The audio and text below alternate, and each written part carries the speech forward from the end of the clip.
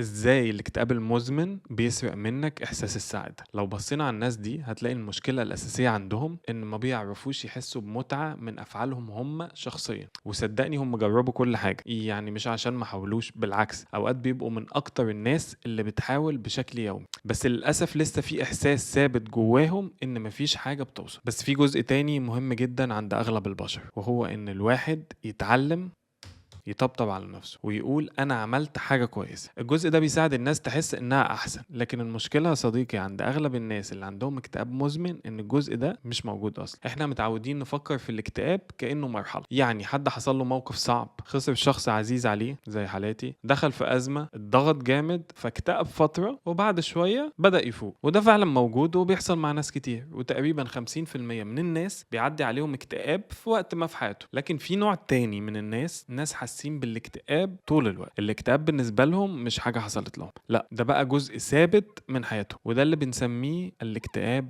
المزمن. الفكرة لما بتيجي تسأله انت بدأت تحس بالاحساس ده من امتى، يبص لك باستغراب ويقول انا اصلا مش فاكر نفسي غير كده. يعني هو اصلا مش مستوعب حياته قبل الموضوع ده، هو ما يعرفش غير كده. بس اكتر حاجة بتتعب في النوع ده ان النصايح اللي بتنفع مع ناس كتير ساعات ما بتشتغلش معاهم بنفس القوة. نصايح زي الناس تقول له انزل من البيت، اخرج مع صحابك، اعمل حاجة بتحبها، انزل اجري، العب، اتشقلب، وهو ممكن يعمل ده فعلا، لكن بعد ما بيخلص بيحس ان مفيش حاجة اتحركت جواه. وهنا التحدي الحقيقي، انت مكتئب طول الوقت والحلول اللي بتنفع مع غيرك مش نافعة معاك. مع ان الفكرة انه مش بيعمل الحاجات دي بطريقة غلط، الفكرة ان في جزء اساسي ناقص من التجربة نفسها. رغم ان دراسات كتير بتقول ان العلاج النفسي والادوية مش دايما بيبقوا بنفس الفعالية مع الاكتئاب المزمن زي الاكتئاب الحاد، الا ان في ناس فعلا قدرت تتحسن بشكل كبير، وفي نفس الوقت في ناس للاسف ما تحسنتش. والموضوع مش سهل لكنه مش مستحيل. طيب اكيد بتسأل الاكتئاب المزمن بيجي منين؟ واحدة من الافكار المهمة ان بعض الناس بيتربوا من بدري جدا على انهم قيمتهم جاية من بره، يعني مش نابعة من جواه. هقول لك مثال، يعني مثلا طفل وهو صغير لو ابوه او امه راضيين عنه يحس انه كويس، وده طبيعي بس لحد معين، لان الشخص الطبيعي بجانب ده بيقدر يحس بمتعة من جواه هو كمان. يعني مثلا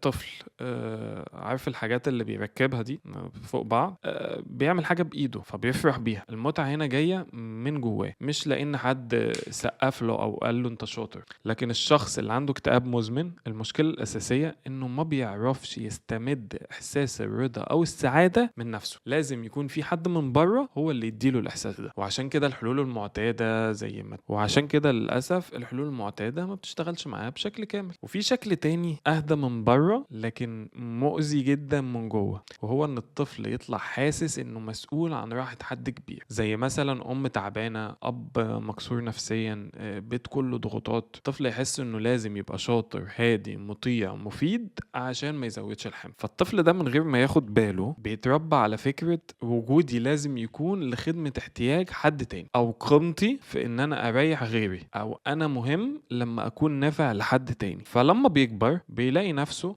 نينجا، بيعرف يعمل كل حاجة، يساعد، يشيل مسؤولية، يراعي الكل، لكن مشكلته انه ما بيعرفش يعيش لنفسه. علشان كده ناس كتير من النوع ده لما بتيجي تتبسط للأسف بتحس بذنب، يتفسح يحس انه مقصر، يرتاح يحس انه بيضيع وقت، يشتري لنفسه حاجة يحس انه اناني جدا، كأن المتعة نفسها بقت شيء مش مريح. وده كمان يفسر ليه ناس كتير من النوع ده بيبقوا ناجحين جدا من بره، زي مثلا ممكن يكون عنده شغل ممتاز، فلوس، علاقات ناجحة، وكل الناس شايفاه انسان ناجح جدا، لكن هو من جواه حاسس بفراغ ما بينتهيش، فراغ ثابت، كأنه بياكل اكل طول الوقت بس الاكل من غير طعم. فللاسف الناس دي ساعات بتنجذب لحاجات سريعة وقوية تديهم دفعة مؤقتة من الاحساس، زي ادمان، كحول، مخدرات، تكنولوجيا، العاب، احساس اندفاع، مغامرات. وده ببساطه لانهم ممكن يفضل عندهم جزء من نظام المكافاه في المخ لسه شغال، يعني يقدروا يحسوا بدفعه مؤقته لكن الاحساس الاعمق بالرضا وانك تبقى يعني عندك امتلاء داخلي كده ده ناقص. فبيلجأوا لحاجات سريعه وقويه تديلهم الاحساس ده لشويه من الوقت. طيب والحل او نعمل ايه؟ اول حاجه خالص ان الشخص يفهم ان المشكله مش كسل ولا ضعف ضعف شخصية ولا دلع، ومش فكرة انه مش عايز يساعد نفسه، هو غالبا عنده نمط اقدم واعمق من مجرد شوية عادات يومية. تاني حاجة، العلاج النفسي والعلاج الدوائي اكيد ممكن يفيدوا فعلا ويفرقوا مع ناس كتير، لكن التحسن غالبا بيحتاج صبر، لاننا مش بنتعامل مع ازمة مؤقتة، احنا بنتعامل مع طريقة قديمة في الاحساس بنفسه او احساس بنفسه. وتالت حاجة، لازم الشخص يبدأ يلاحظ السؤال ده: هل انا دايما مستني حد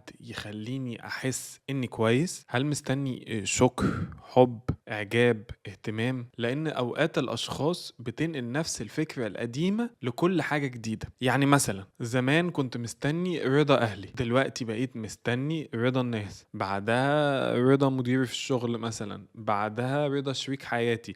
لكن الفكرة نفسها ما اتغيرتش. الخطوة اللي بعدها لازم تبدأ تقعد مع نفسك وقت الحاجات الصغيرة. يعني لما اشرب قهوة بحبها او اتمشى او اعمل اي حاجة بسيطة، بحاول ما اعملوش كمهمة لازم تنجح، لكن كتجربة بعيشها وحابب ان انا اعيشها. وعلى فكرة في نقطة مهمة جدا: المشاعر القديمة المدفونة لازم تاخد مساحة.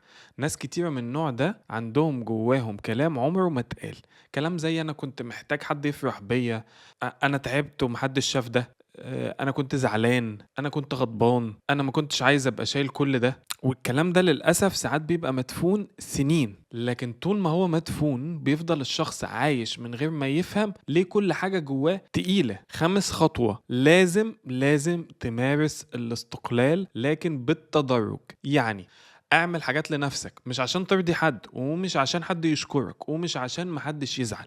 اعمل حاجة لانك انت عايزها، لكن في نفس الوقت خليك فاهم لو دخلت الاستقلال بنفس الفكرة، الاستقلال هو اللي هيخليني سعيد، فانت للأسف وقعت في نفس الفخ مرة تانية.